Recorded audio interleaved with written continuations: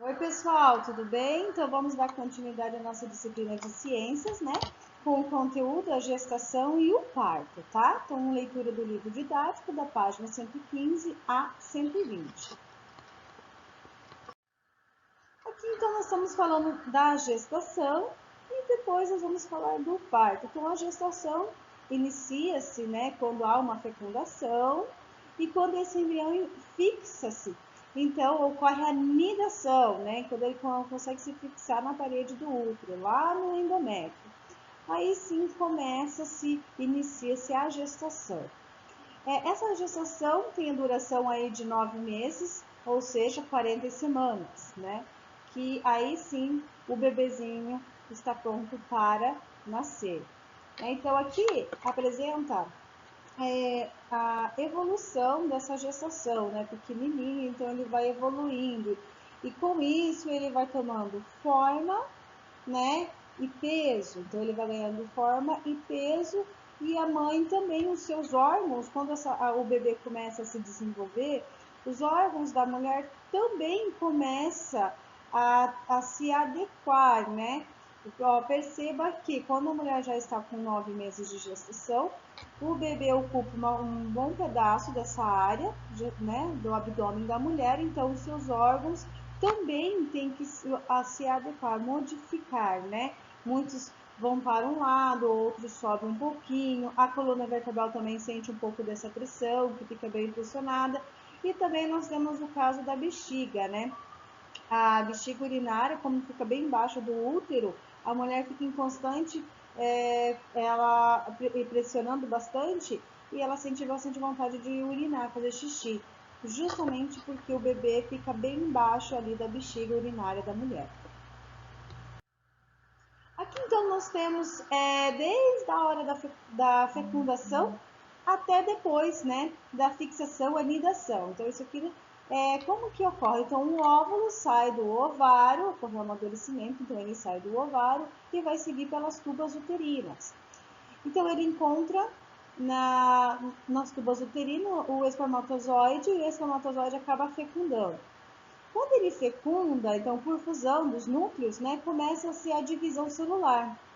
Essa divisão celular, então, vai formando o zigoto. E eles vão fazendo essas divisões. Começa com 2, 4, 8 células. Isso nós chamamos de clivagem. Mas isso não parou as divisões celulares ainda, tá? Então vai se dividindo e dividindo. Quando chega mais ou menos nessa altura, nós recebemos o nome de mórula, né?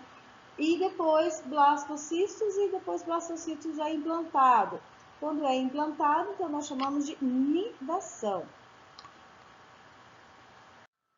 Então agora a gente vai verificar a evolução desse bebezinho, desse feto, né? Então olha, o primeiro mês de gestação, né?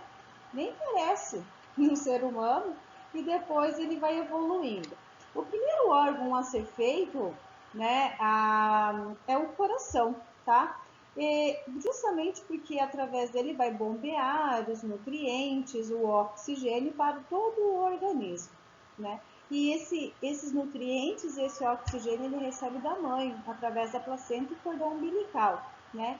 Que são é, anexos embrionários, né? Que nós chamamos de anexos embrionários. Depois nós vamos verificar no próximo slide. Então, olha só.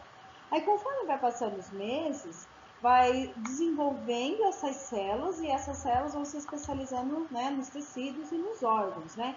Lá por volta a aproximadamente de 8 semanas, os dedos já estão bem organizados, divididos, a pálpebra do olho também já está já tampando o olhinho. Então, assim, conforme vai passando os meses, vai evoluindo, os órgãos vão se especializando, essas células vão se especializando e formando os órgãos ali, tá?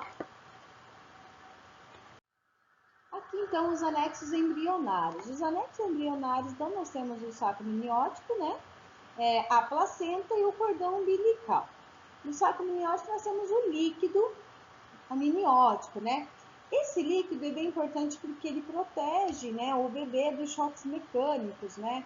Ou seja, de uma batida, regula a temperatura do bebê ali também, então ele é bem importante para isso, tá? E quando nós estamos na barriga com esse líquido, existe como se fosse um tampão no nariz, uma película, né? Que não deixa a gente engolir através do nariz esse líquido, tá? Então, para não ir para os pulmões, tá? Então, ali nós temos o líquido, então, que ele vai evitar contra choques mecânicos e também auxilia a regulagem da temperatura.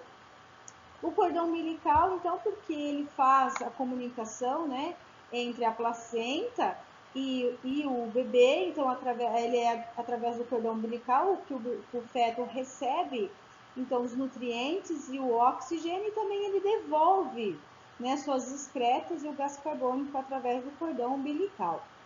E a placenta é a comunicação entre a mãe e o bebê, tá? Então, a placenta é a comunicação entre a mãe e o bebê. Aqui está toda a estrutura, os vasos sanguíneos da mãe e do feto. Então, há uma comunicação, a placenta faz essa comunicação entre a mãe e o bebê. Nós temos dois tipos de parto, né? O normal e a cesárea. Então, vamos falar primeiro das fases do parto normal, né? Inicia-se, então, com uma contração, parece como se fossem cólicas, né? Um pouco mais avançadas ali, conforme vai tentando expulsar o bebê ali, então vai aumentando, né? Essas cólicas. Então, início das contrações musculares, então, para empurrar, auxiliar, né? Empurrar o bebê para fora do canal vaginal, do útero para o canal vaginal. Aí a saída do líquido com essas compressões, né? Então vai se romper a bolsa, né? Que chamamos popularmente de bolsa, vai se romper a bolsa e ali vai sair o líquido amniótico. Então geralmente é ali que dá esse início, né? Que a mãe percebe que o bebê vai nascer. Então ali corre para o hospital, né?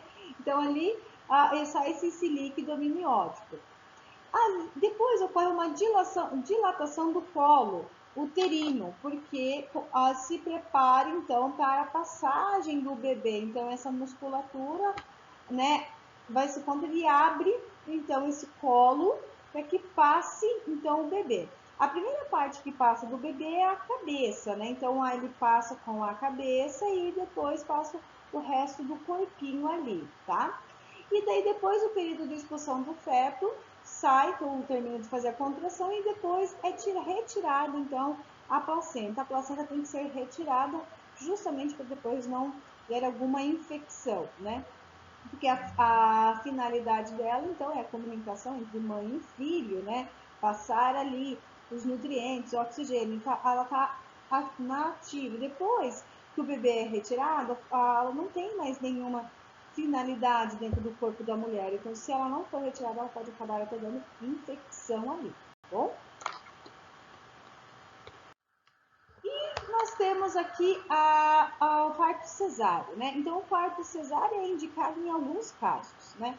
Por exemplo, o bebê não está numa posição adequada para a realização do parto normal.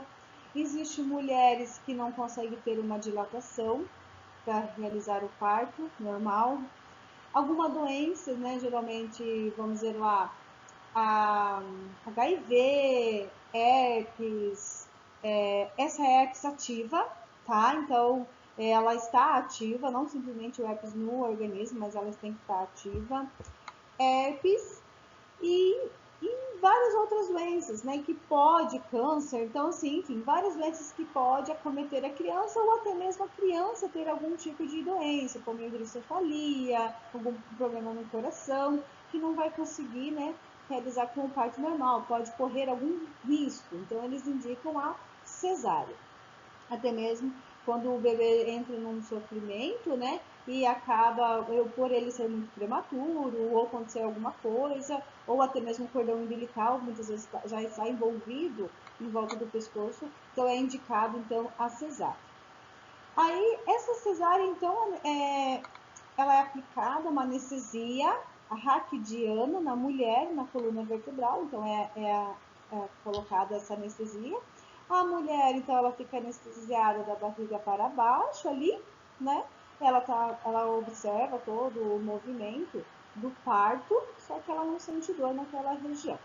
É feito, então, um corte na região que eles chamam linha do biquíni, né? um cortezinho ali na horizontal. É cortado depois dessa linha do biquíni que eles chamam mais 6 camadas ainda até chegar no bebê. E ali então o médico auxilia a saída do bebezinho ali, tá? E a mesma coisa, né? Retirado depois a placenta, né? Retirada toda a placenta e depois é fechado esse corte então que o médico realiza. E aqui então está o bebezinho, né? Com o seu saco miniótico líquido, o cordão umbilical e daí a placenta, né? Que é a comunicação entre a mãe e o bebezinho ali, tá bom? Por hoje é só, pessoal. Tchau!